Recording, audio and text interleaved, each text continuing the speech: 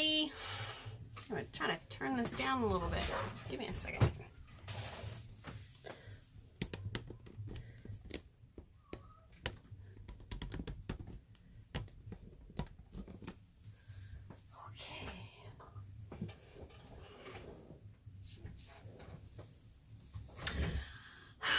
Hi everybody joining me. I don't see anybody in here yet, so I'll give it a minute before I get started.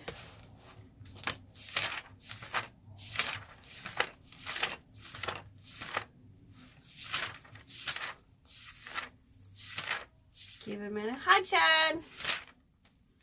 Just giving it a couple minutes so we get some people on here. I don't have my laptop in here, so I can't share this video. I'll have to wait to share it later. But feel free to share. It looks like we're getting ready to get a storm. The wind just picked up really bad. Hopefully, we won't have any problems with connection. But feel free to jump on here, share this video. Like I said, I'm going to give a couple seconds and minutes to wait for some people to come on before I start talking. How's the weather where you are, Chad?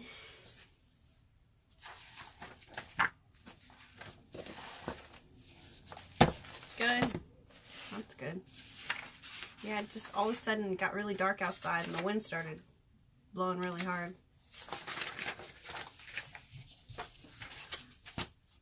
But today we're talking about group dynamic and membership. Hey, Heather. So, Heather, have you guys decided if you're going to do some of these Facebook Lives? You have to let me know so I can catch some. I know Anna just did my makeup, so I'm ready for my close-up. She, like, cakes it on. I think I got, like, 500 layers of primer and concealer and powder to finish it off. I'm like, really? Do you really need all that? Hey, Chris. Glad you're joining me. But like I said, I want to give it a minute before I get started. Well, just let me know when you're going to do your lives. I know coming up we should be doing some lives, so I guess I'll start with like what we have going on. We just had a meeting this past weekend. It was a pretty good one. I mean, we had a lot of talk about our private residence that we just did a week and a half ago. It was interesting, you know, we had a lot of activity and seeing how, like, doing the review and how everything's kind of like painting a pretty good picture that validates everything they've experienced pretty much. But it gives us a lot of experiences as well. Oh, thanks, Heather. Yeah. See my, hey Sharon, you see my shirt? I know it's backwards, but it says here for the booze. I try to keep the whole paranormal theme with my shirts. Oh man, kind of cheesy, I know, but whatever. So today we're going to talk about group dynamic and membership. I know a lot of you have probably noticed that our my lives are a lot about like groups, investigations.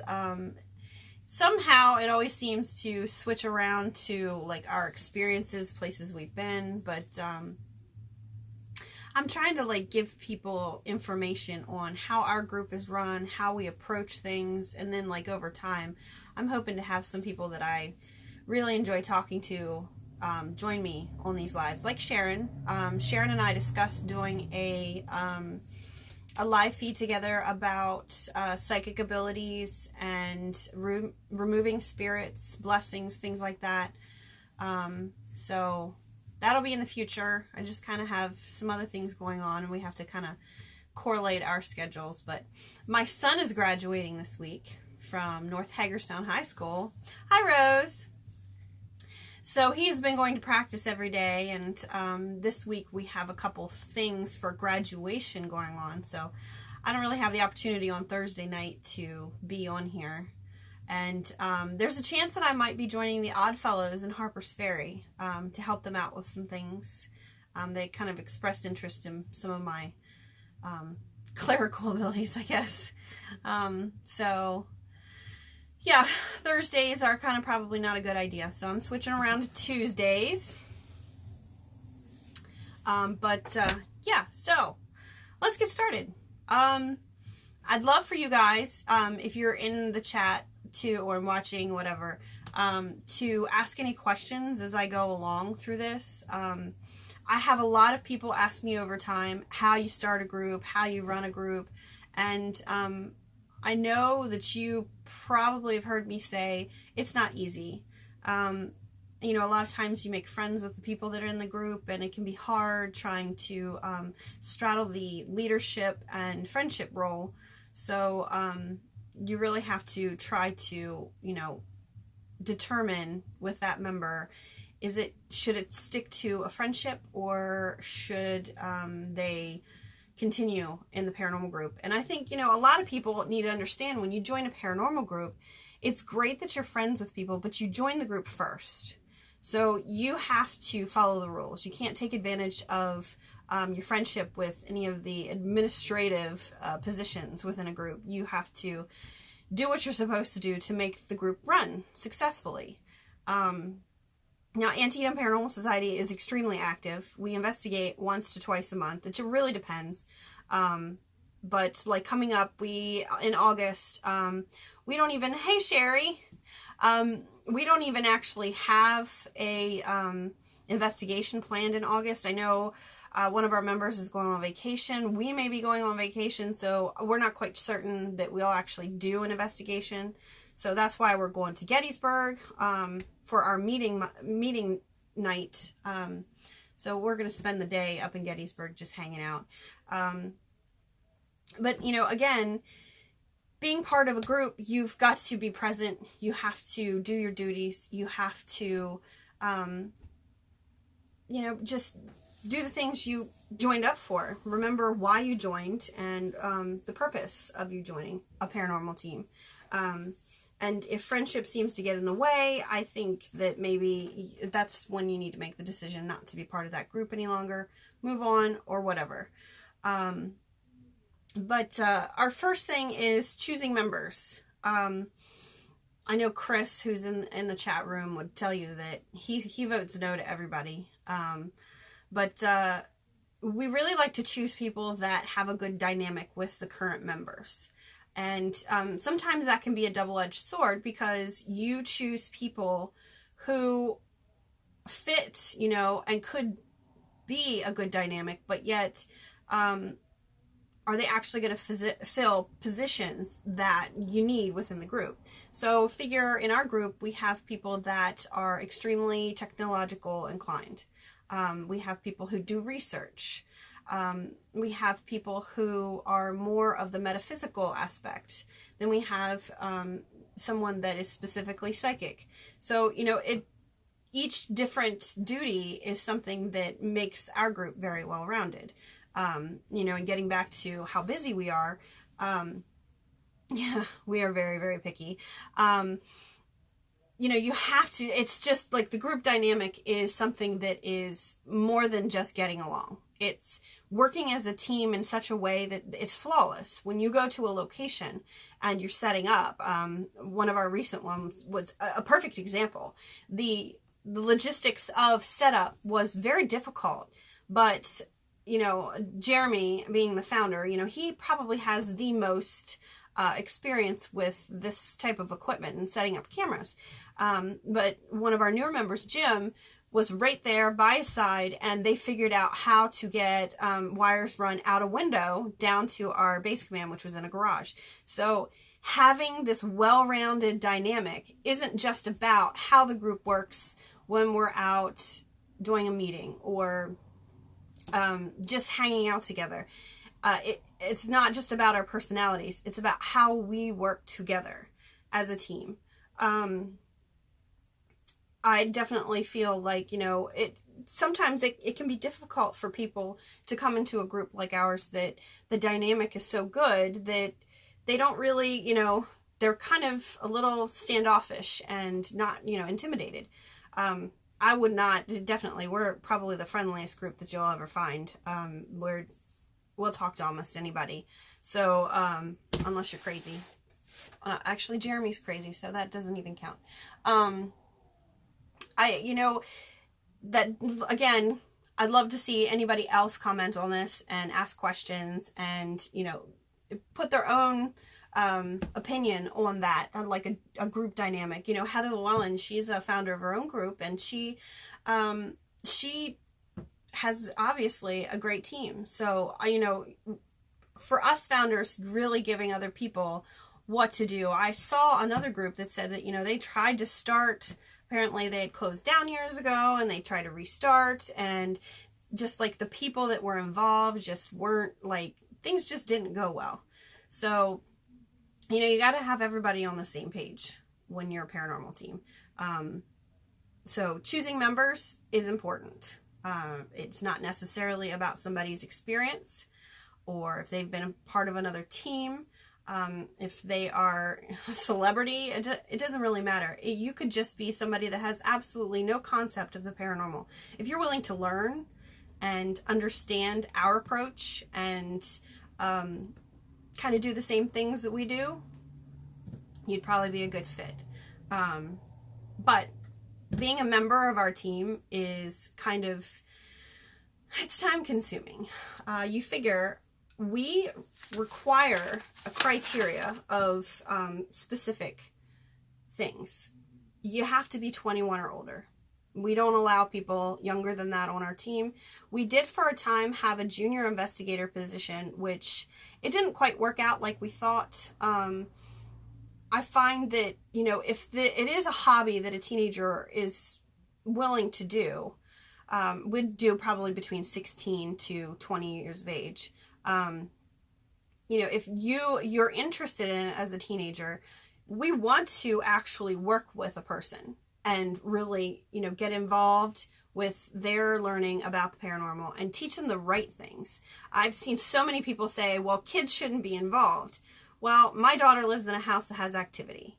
And if being part of a paranormal team in certain ways will teach her a healthy approach to the paranormal, then that's what should be your objective, not just immediately. It's almost like saying abstinence is the key. You know that you're not going to keep, hi, how are you? You're not going to keep teenage kids from actually, doing that thing. So teaching them how to prevent certain things is obviously a great objective. So it's the same goes with the paranormal. Yes, we do. Rose asks, do you have some kind of employee volunteer bylaws written down? We do. Actually, that's what I'm flipping through right now. We have this. It's huge. It is our investigation handbook, our investigator membership and investigator handbook. It has guidelines, code of conduct. I don't necessarily call it bylaws because they're more just like general rules that we have with the group. It kind of go through the criteria for members, talking about the age requirements. It talks about having transportation to our events. We've had people through the years that are like, I don't have a car. It's too difficult for our team to constantly have to go pick people up. So everybody has to have their own transportation, has to live within a specific distance of Hagerstown. Over time, some people that join the group, if they live really far away, they might be like, you know what, I can't handle this drive anymore. So, you have to think about that. Definitely, Sharon, if children have abilities, helping them with healthy outlets for all of that is good. And, how many times have we seen recently where kids are like, on railroad tracks or in a building and something bad happens and somebody ends up dying. So if you involve them in a safe way with the paranormal and give them safe ways to approach the paranormal, then we won't have all these things in the headlines, which gives the whole paranormal field a really bad name. Really bad name. We don't want to see anybody associated with ghost hunting or paranormal investigation out there getting hurt, because then immediately, you know, it automatically gets labeled as, well, that's obviously not a good thing to be doing. So that's just making us look like we're just a bunch of dumb hobbyists out there playing around. And some of us aren't actually dumb hobbyists out there playing around. What else do we do? You know, we have things like being respectful, no drugs or alcohol. Let's see, our investigators are required to, well, our members are required to fulfill a 6-month probationary period. It is very difficult. So anybody watching this that has their own team or is creating their own team, just remember that after you have somebody with you for 6 months, it's very difficult to say, well, you know, I'm sorry, it's really just not working out. But I will be honest that having that 6-month period where they're limited with what they can do, and, you know, what they do go on, they're learning what we are doing, and they figure out, this is just too much. I don't want to do this. It's very involved. It takes a lot of time. So, you know, it lets them know whether or not they're capable of being a member, and it lets us know if they're capable of being a member. So we do have a probationary period. We call them prospective members, prospects. We have things like they are required to sign liability agreements. They're required to sign confidentiality agreements, because, you know, it's almost like a non-disclosure. You're not allowed to share the information. It's like Vegas. What happens with APS stays in APS. We have the, like I said, the criteria for when they are supposed to attend meetings. We tell people meetings are mandatory, but, you know, you must make a certain number per year. If you miss, you know, more than 2 or 3 in a row, that's probably an indicator that it's time for a member to move on. You have to be available for investigations. If every time I say, hey, guys, who's available? And they're like, nope, sorry, I'm not available. You know, in the end, yes, Heather, definitely, I agree. If you think about it this way, if you have members that, you know, they consistently aren't available for things, it's a good indication that if you have a private residence and you need people, and all of your good, you know, the people that are always there for you, are not available, and you can't fault people that. And people have jobs, they have families. So when you get to the point where, okay, all that's left is this person who never shows up, you know, you got to make a decision. At some point, you have to cut that, because you have to have people that are available. And, you know, it's fine if people are not available every once in a while, but there are some that just are never available. And who doesn't want to go on investigations? But then you have the other side of that. Then you have the people that like to just hang out, and they don't actually go. They don't really want to do anything else. They don't want to do the review. They don't want to. They don't want to do our Adopt the Highways, you know. So it's all, once again, that dynamic. Everybody working together and making sure that every investigation is covered, and we continue on as a very good cohesive group. Our Adopt a Highways are required. I tell everybody to go to every single one. Chris doesn't like Adopt a Highways. But honestly, once you get out there, you have a blast. I mean, we chat the whole time we're walking the highway and picking up trash. And it gives us a ton of people. Our most recent private came from the gentleman had seen our signs out there in oh goodness, I said it too fast, out there off of 65. They see the signs and they call us, or they send us an email. I had a gentleman years ago when we first got those signs put up. He contacted me. He was 95 years old, and he spent 2 hours telling me all these stories. And he said he was so happy to see that there were people and groups out there that specifically, circled around our topic of discussion, because he'd never had anybody to talk to about it. So, it isn't just about our investigations. It's not just about us as investigators. It's not just about, getting our name out there or doing the research. It's kind of about allowing people to tell you their story, because there may not be anybody else in their life that can actually listen to it and not, judge, basically.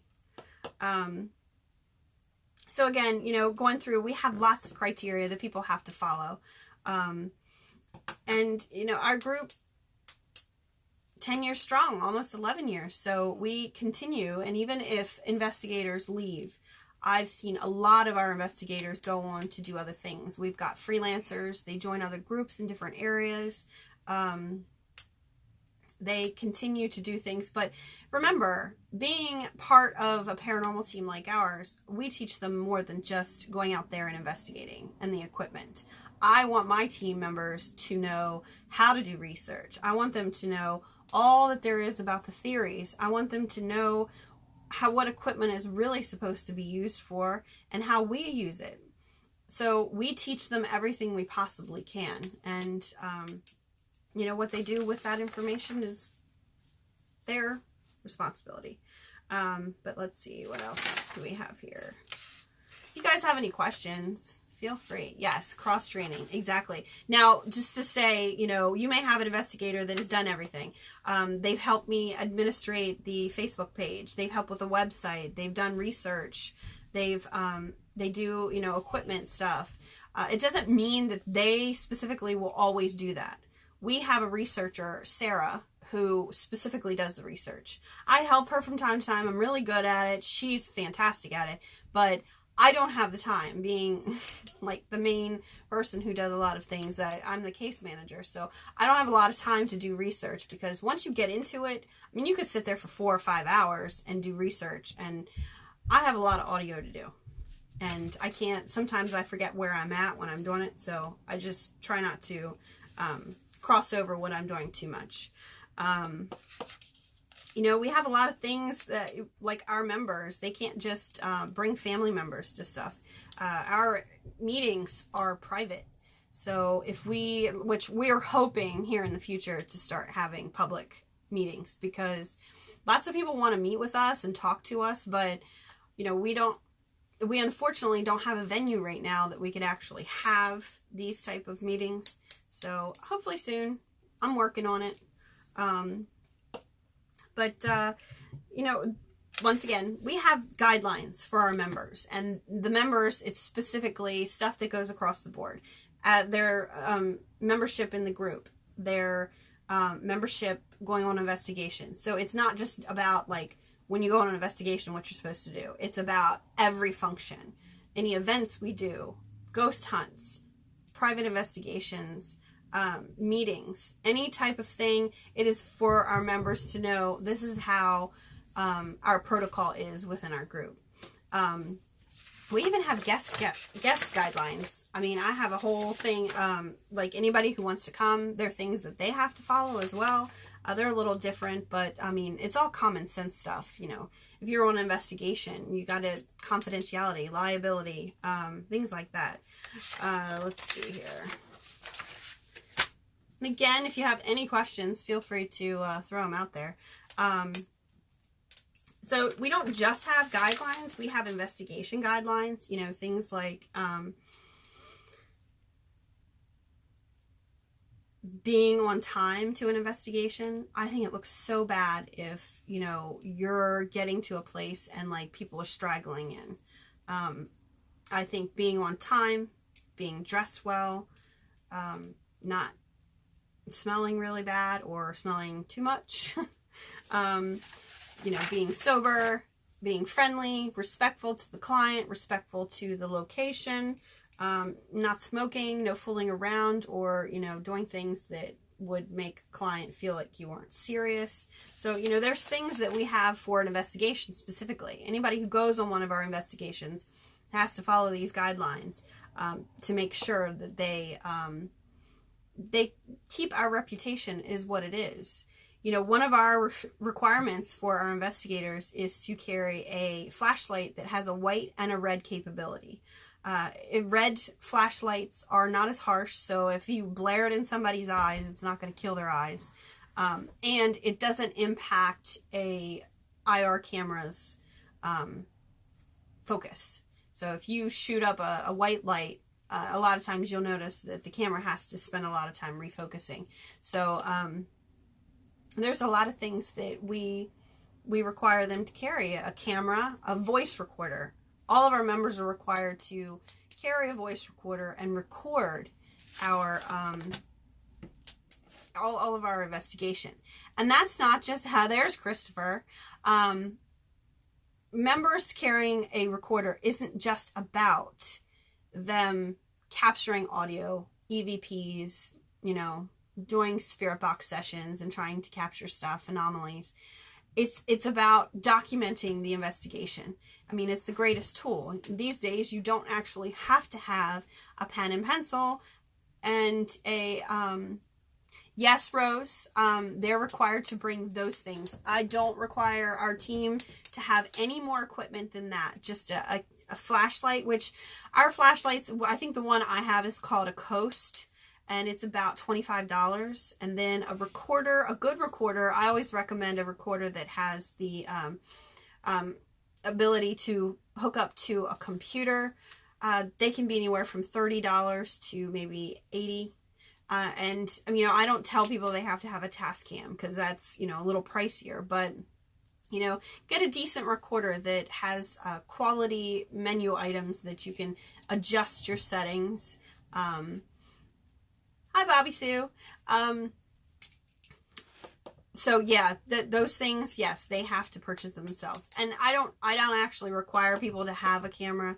I know that's in our guidelines, but we don't really, other than taking pictures of the location, we don't really use pictures as paranormal evidence. So that's kind of phased out for us. But it's up to investigators. They can bring those if they'd like. But, you know, going back to the recorder, I like to make sure that our investigators do an investigation report. It is, I think, very important for us to know what happens on an investigation. And each individual investigator has a different perception. So when you have an investigator listening to the audio, putting down, you know, just stating their information around a time frame, you know, 6:30 p.m. we're in the living room and we just saw a shadow figure shoot from the window to the doorway. You know, that information goes in their investigation report. So when I get all of these investigation reports, we create a really great picture of what happened during an investigation. So say, you know, Jim experienced the shadow in the living room at 6:30.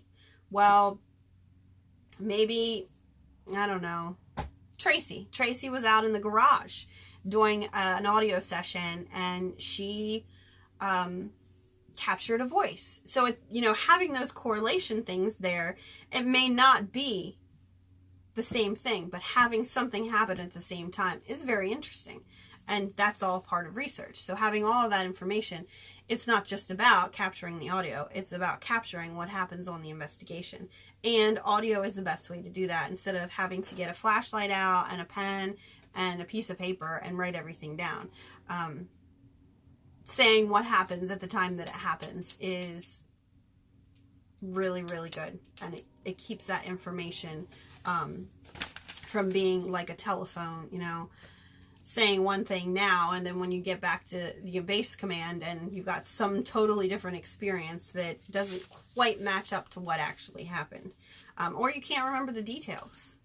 So, you know, I require our investigators to each do an investigation report to give me that information. And our last investigation was great. You know, we had the information about Christopher had an experience in the attic, and he put it down on his report, and we included it. And, you know, while a lot of people say that experiencing things is not the same as capturing them, they're just as important.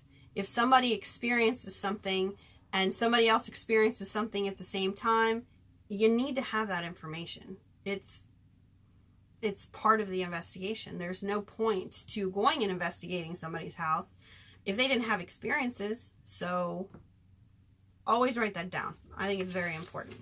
And doing it at the time that it happens is important. Yeah, he says that was freaky. And like I said, you guys go ahead, comment, questions, or whatever. I'm going to take a drink. I'm on the keto diet, and I'm telling you what, it makes you thirsty. Bone dry. One of the things that I see a lot of people doing is using cell phones. I try not to do a lot of live feeds on investigations. It's going to make me sound terrible, but honestly, if you want to experience a paranormal investigation, go on one.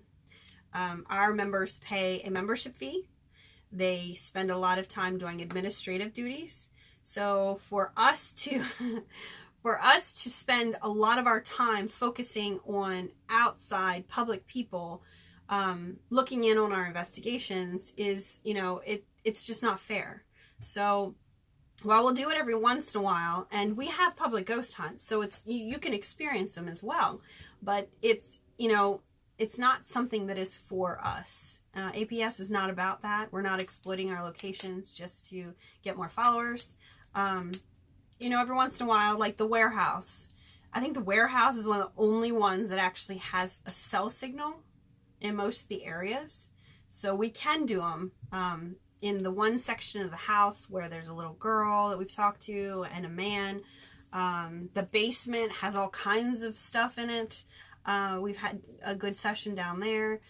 I don't think we did anywhere else. I'm not sure. I'll have to check on that. But yeah, so we don't really do live feeds. So if you want to be part of our investigations, join the team, which we are taking members. So fill out an application. Go to our website, AntietamParanormalSociety.org, and right at the top it has a button you can click for a membership application. Let's see. Speaking of like the audio stuff, so like we said before, 4 weeks is about how long it takes us to do our review. So if you are one of our investigators, you're probably going to have about 2 weeks to get your audio done and exactly, Christopher, to get your audio done, to get your investigation report in and submitted for private residence. Now, we're a little different when it comes to other places, like the warehouse, Glade Valley Mill, Oddfellows. They're long-term research, so we give our investigators longer time to finish those. It's like a bigger picture, it's like something that's never ending. We don't really form a final conclusion. We just do reports every so often. So I just did one for actually all of them, I think, which Oddfellows has great. It's amazing to see over time, once again, bringing back those investigation reports, plugging all that information in, experiences, audio, weather, everything that is included, the time of the year. We found out that Oddfellows is definitely way more active between April and October. You're probably not going to get a lot of activity January, February, March, November, December. So, we've been all these months, every single month of the year we've been there, and those are the months you actually have activity. Okay, Bobby Sue asks, does each person from the group have different tasks at the end? Well, for investigation purposes, see, everybody has a job on an investigation, and then we try to give everybody within the group an administrative duty. So during an investigation, I will be honest, the girls do baselines. We do EMF and temperature readings of the entire location, so us girls do those. I usually try to take pictures, so it's way more efficient if we could actually have 2 people doing baselines and me doing the photographs of things, and they're recording the those baseline readings on a piece of paper that we use in our case file. So, they have their duty. The boys do all of the equipment setup. And then, you know, Sharon does her psychic readings. She walks through and I record her doing the walkthrough, and she gets to go in first. She goes through a location first, tells me what she's feeling. I have that on a recorder, and then nobody else gets to know that information until after the investigation's over. But then, with administrative duties, we try to give everybody a duty. I mean, I'm the case manager. Chris is an assistant case manager, and he's kind of like my top advisor. If I need, you know, I don't ask Jeremy. Jeremy's on the road, and you know, he normally says, well, do whatever you've always done. But Chris usually helps me a lot, you know, trying to figure out which direction to go. Jim is going to be working hopefully on our website and stuff soon. I'm sorry, the website has always been on the back burner, but I've been trying to do more with it lately. We have Tracy. She's our secretary. She records our meetings, and then she types it up for me pretty soon, which she doesn't know this yet. She may be doing our newsletter. And then Billy works with the tech side. He's got tons of equipment, and, you know, he's works on kind of learning about this new stuff that's out there. JC is great with lots of more of the metaphysical side, I'd say. She knows religion and things like that very well. So having, you know, somebody that's very knowledgeable about that is a great asset. And like I said, you know, everybody has, Christopher does administrative stuff. So, you know, that everybody has kind of a little bit of a job outside of the investigation. And let's see, that was a really long-winded response, sorry. Do you try to check people out before they want to get on an investigation? I mean, the public ones that you invite people to. No, I don't. I will be honest.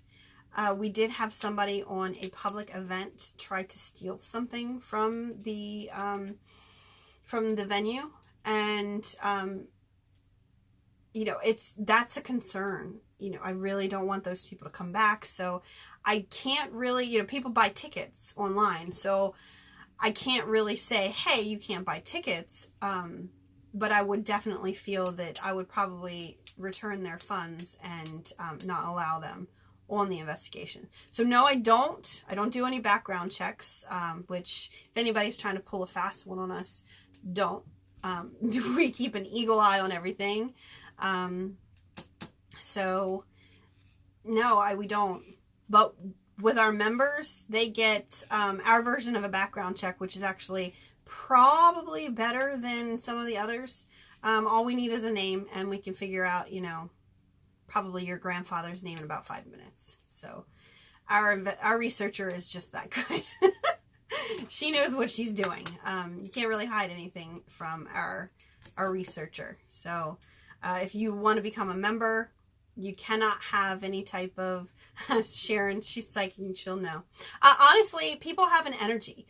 You when you meet them, you know, on my side of that, I don't really consider myself psychic, but I am an empath, and I can tell when somebody has some nasty energy. And, you know, a lot of people, it's kind of intuitive sense. You just know, like, no, this guy is a no, or this girl is a So take that as you will. Let's see. I'm not sure where I was at with all of it. Anybody have any questions? Any other questions? So I was talking about investigation guidelines again. Jeremy probably violates some of these, but we have a lot of restrictions about how you're supposed to act on an investigation, like not flirting and making sexual comments. One of the things, we captured a couple making out on camera one time, and if you remember, just don't. We don't like alcohol, even in the vicinity. I don't want to ever see my teammates any type of function. I'm not going to say investigation, any type of APS function, and have alcohol in their hands. And that just, you know, for me, it's just anybody can manipulate that picture to be whatever they want it to be. This day and age and how nasty people can be, I just don't do it. Just don't. Yeah, so, you know, we have a lot of restrictions for our members. We have a training guide for them. Yeah, it's long-winded. Oh, there's the elusive Sarah Wisner. Let's see here. And we have lots of forms. You know, when we have our investigations, we have a lot of forms that we have to fill out, which I usually do them. Judy is actually going to be our, she is our documentarian.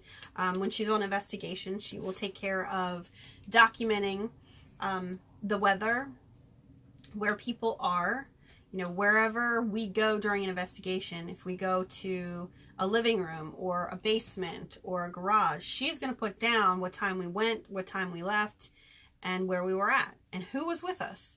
That is all part of our, you know, finding a conclusion and developing a good view of what happens on an investigation. We do baseline readings.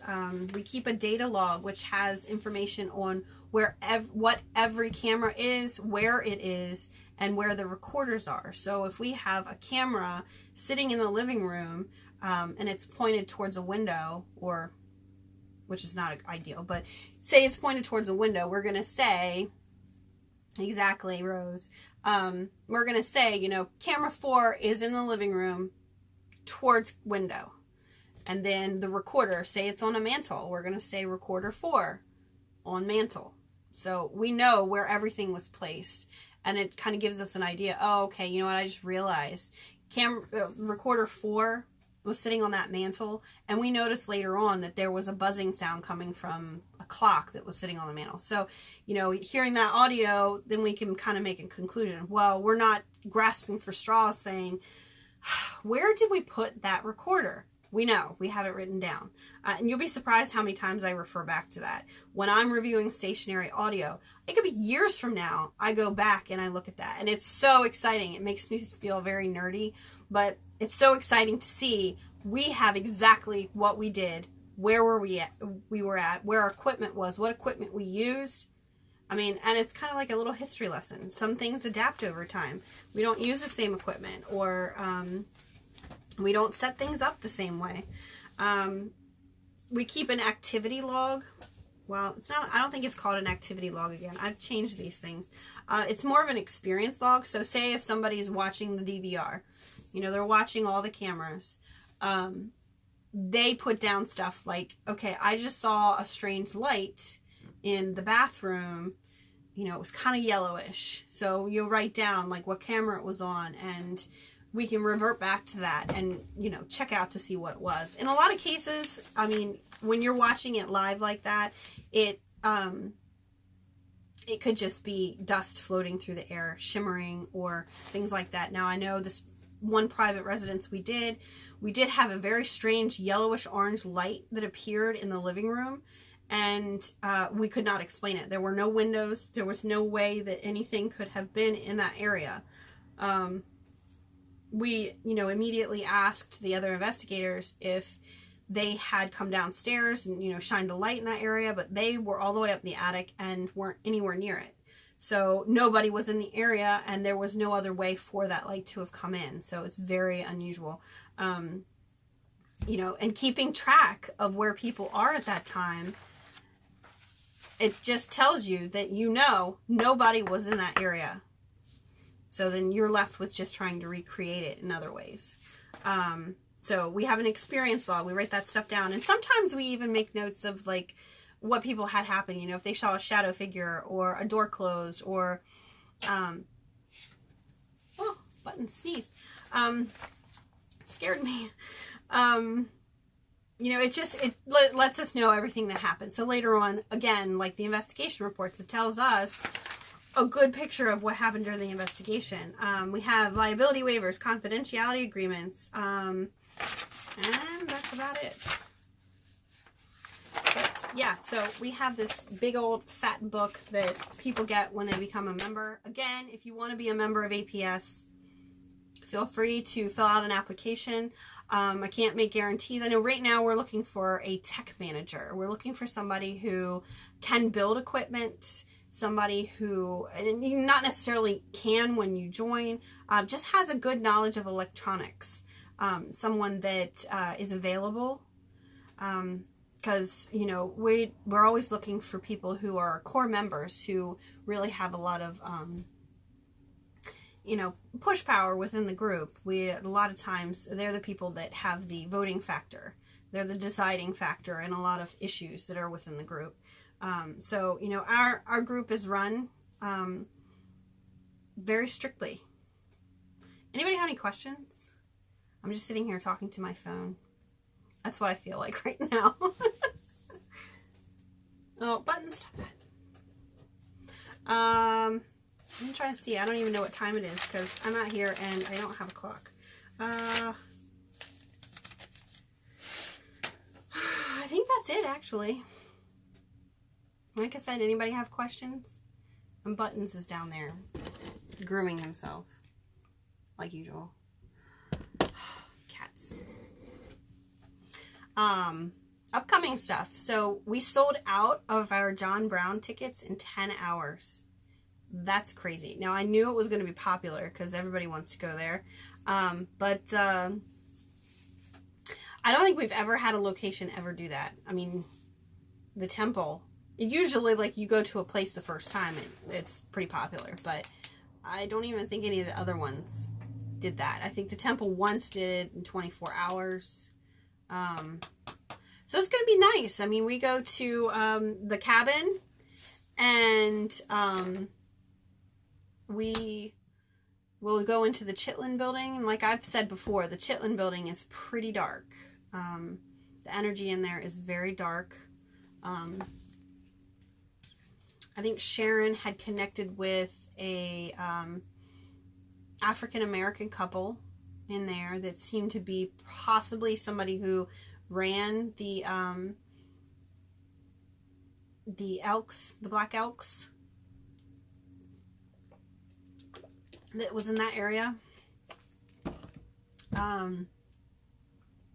And we've had lots of things like sounds in there, shadow figures, things like that, voices. And it's pretty remote. So I had people ask me about, you know, what time should you be there? If you're ever going to go to that place, you've got to go during the day. You don't really want to. Oh, I'm sorry, Christina. I think it did so well that there may be another time. I don't know. I can't guarantee that. And let's see how this one goes off first. The foundation is actually doing a lot of work to the property. So they are trying to raise money. And I definitely feel that, you know, we raised like over $600 with that. So I definitely feel like it's going to be good for them. Good for them raising money to do work. Rose, did you hear the voices when you were there or over the recorders? Both. I don't think I've ever shared any of the audio from there, but we heard voices in there when we were just investigating. Yeah. But beyond that, we are doing the warehouse this month. So you might see us live at the warehouse. Our lives are kind of crazy when we're there because we're all a bit crazy. It won't be the entire team this time, so there won't be as many of us, so it probably won't be as insane. But we're focusing on the house, I believe, and the there's a small area that we're trying to see if it has any activity in it. It's just like a little tiny room. We're kind of like doing it in sections. We're trying to find a place that has absolutely no activity that we can do some of our experiments in. But the house is one of the most active areas. It has quite a few rooms, and I mean, we can't really say where it's at, but the building is a large warehouse, and the house portion, it looks like a house, but it's actually like offices. So it's a big building that has a bunch of cubicles and stuff in it. So we can go through there and kind of sit down. The room that everybody sees is when we're in the main office, and it's just a huge office with a desk, and we kind of point out towards a hallway that we constantly hear footsteps in. So that's on the 16th, so maybe, just maybe, we'll be able to do a live session in there. I don't know. Depends on how stuff goes. We only like to do the lives if it's actually active. If it's not active, I mean, y'all don't want to see us sitting there just talking to nothing. Let's see. So June we have that. July I'm going to be at the Eastern Panhandle Paracon. I'm supposed to speak at this event. I haven't heard much else. I was just asked and I said yes. And then I'm supposed to help with some of the ghost hunts that weekend. I don't know much more than that, but it's the Martinsburg Roundhouse and the Apollo Theater, and I believe there was one other, but I'm not quite certain which one it was. And I think Mid-Atlantic Paranormal, Harris Geddes group is doing that. So, and the ones that are running it is the RIP Files, Pat Marin. She's the one that asked me to help out. So definitely go to Martinsburg in July, 21st and 22nd. There is an admission fee, but you can get tickets online. It sounds like it's going to be awesome. Lots and lots of people coming. What else? August 4th, we're going to be in Gettysburg. Now, I can't guarantee that everybody's going to be able to be there. I mean, we can't have like 200 people following us around. It'd be like that moment on Love Potion when, you know, that dude drank the Love Potion and he had all those girls following him. I don't think that would be a good idea. So, definitely want people to RSVP. If you want to come, please let me know. I will try to post up where we're going to be. What we like to do is go. We eat. Everybody likes to eat at Gettysburg Eddie's. We do some shopping. We like to hit all of the bookstores, the little souvenir shops. We get ice cream. Jeremy likes to get Rita's. We don't necessarily do any of the tours. We don't, like, you know, go to the Jenny Wade or do anything like that. But we figured that we would probably meet there if people wanted to start. Why, let's rock Gettysburg. I've been on the Jenny Wade tour, and while it's great to see it once, I don't really need to go back. I mean, everybody's welcome to do whatever.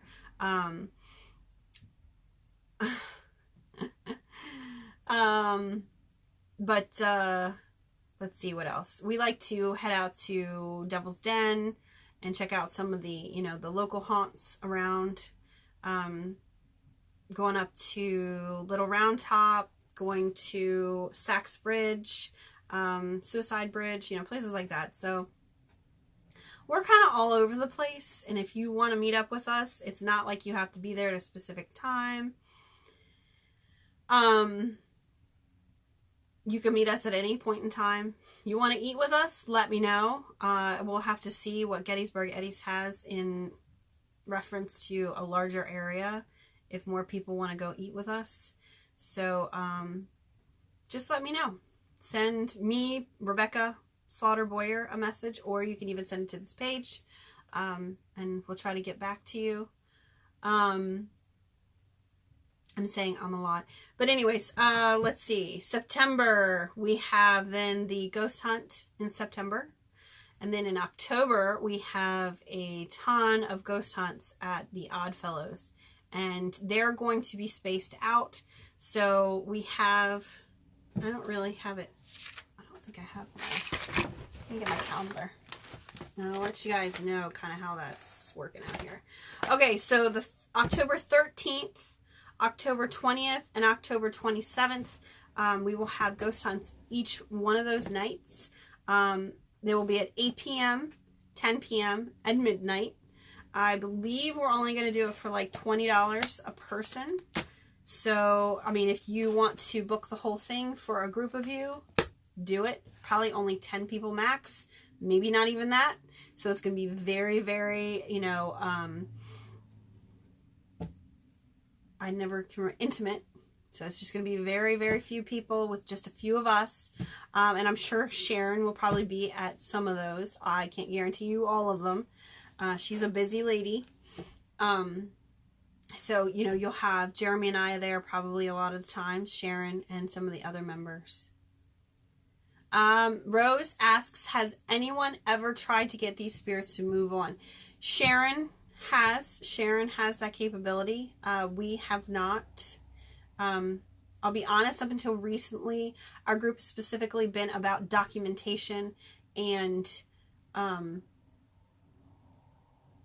so documenting any type of activity and validating any client's experiences.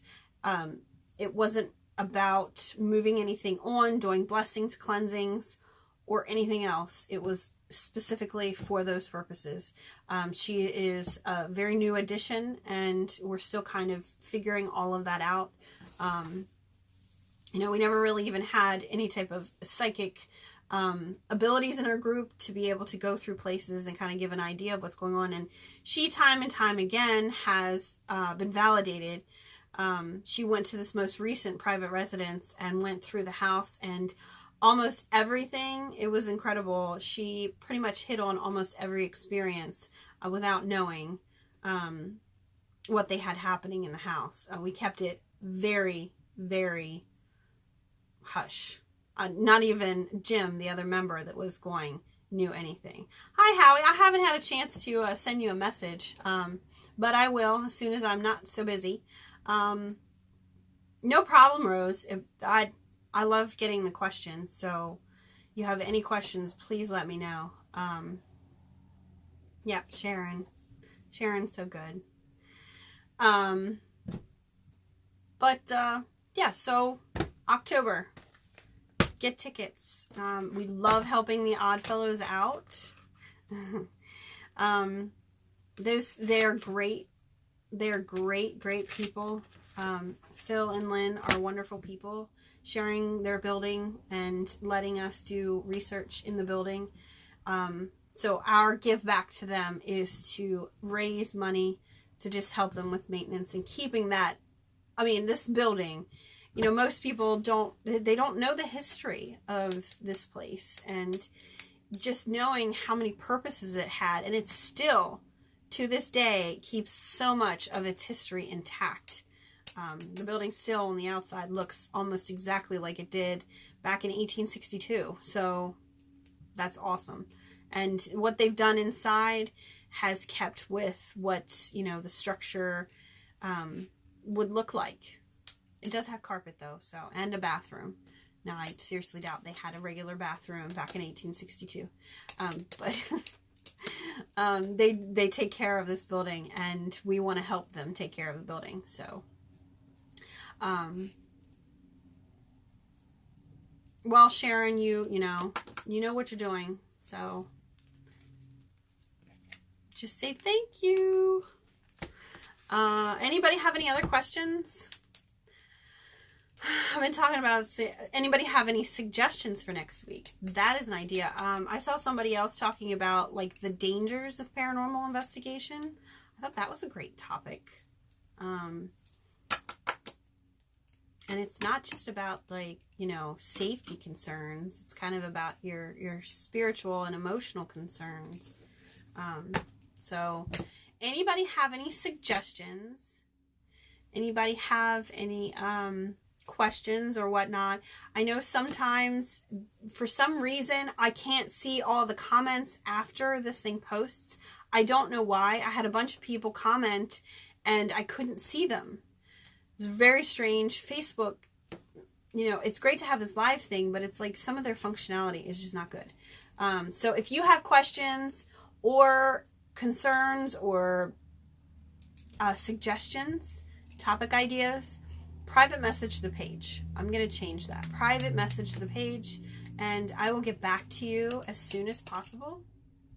I try to help out as much as I can, and if there's something that's near and dear to your heart that you want to talk about, please let me know what it is.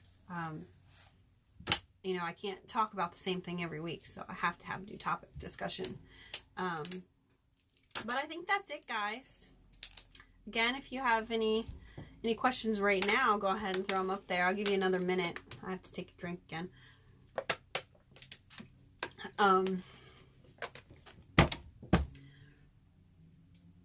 Nobody? And as you can see, I put buttons to sleep. So apparently this has been boring. Oh well. All right. I'm going to let you guys go. And tomorrow is Weird Wednesday on our Facebook page. I don't know if you guys have noticed. We have daily topics. We were having weekly topics, and they weren't really a big hit. So we've changed it to daily topics. So we have Motivation Monday, which is about paranormal investigation tips and suggestions, just information. Tuesday is Tech Tuesday. We'll talk about equipment. Christopher likes to share a lot of times articles that and blogs that other people have written about any type of technology and stuff with paranormal investigation.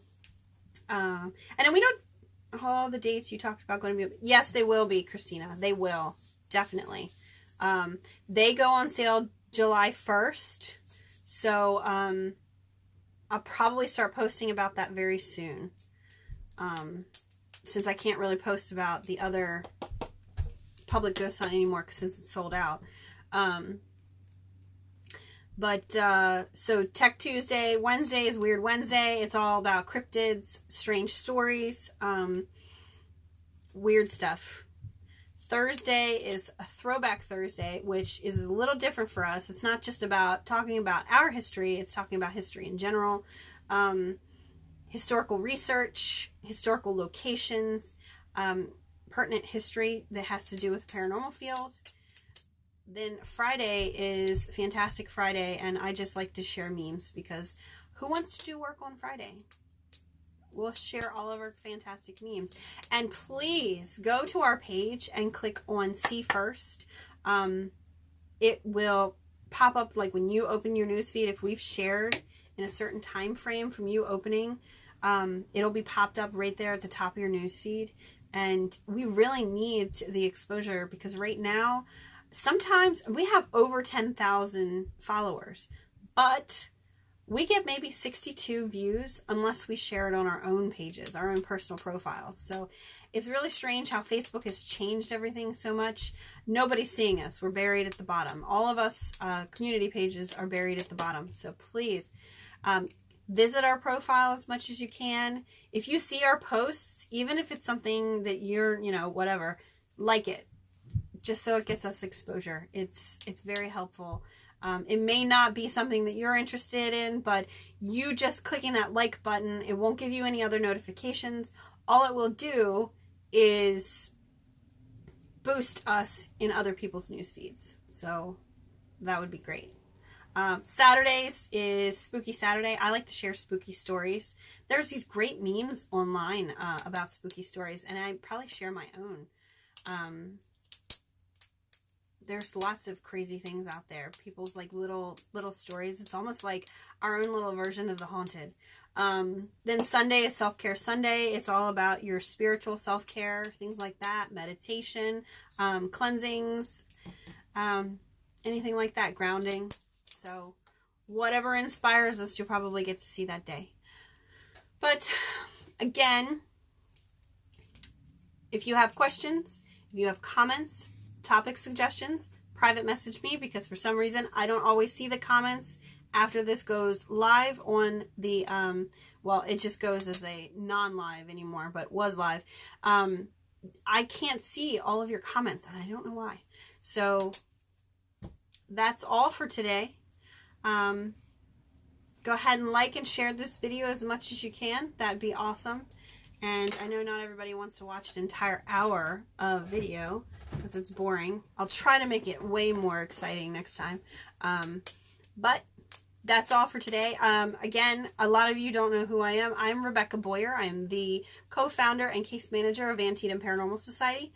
We are located in Hagerstown, Maryland, and you want to go check us out on our website. It's AntietamParanormalSociety.org. So I will see you guys next Tuesday at 7 p.m. Bye!